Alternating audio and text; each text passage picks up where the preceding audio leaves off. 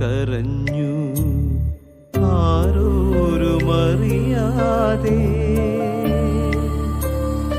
അറിഞ്ഞെന്റെ നാഥൻ അരികിലണഞ്ഞു ആശ്വാസവചനവുമായി. അറിഞ്ഞെന്റെ നാഥൻ അരികിലണഞ്ഞു ആശ്വാസവചനവുമായി. കരയാതെൻ പൈതലെ ആശ്വാസമേകുവാൻ അരികിലായി ഞാനില്ലയോ.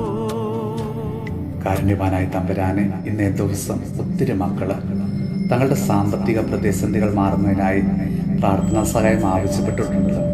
കർത്താവെ, അവരുടെ എല്ലാ നിയോഗങ്ങളെയും ഈ ടെഫില പ്രാർത്ഥന കൂട്ടായ്മയിൽ ഞങ്ങൾ ഒന്നുചേർന്ന് സമർപ്പിച്ച് പ്രാർത്ഥിക്കുന്നു.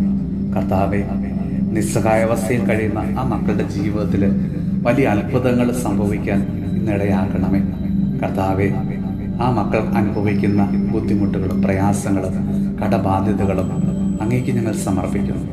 ഈശോയെ, അവരിപ്പോൾ നേരിട്ടുകൊണ്ടിരിക്കുന്ന സാമ്പത്തിക പ്രശ്നങ്ങളിൽ നിന്ന് അവരെ അവിടെ നിന്ന് രക്ഷിക്കണമേ. കർത്താവെ, അലിവ് തോന്നി അവരുടെ സാമ്പത്തിക സ്ഥിതിയെ ഒന്ന് മെച്ചപ്പെടുത്തണമേ. ഈശോയെ, ഞങ്ങൾക്ക് ചുറ്റുമുള്ള ഓരോ മക്കളും കടന്നു പോകുന്ന ജീവിത സാഹചര്യങ്ങൾ പലതും കഷ്ടപ്പാടുകളും ദാരിദ്ര്യവും നിറഞ്ഞ അവസ്ഥയിലാണല്ലോ.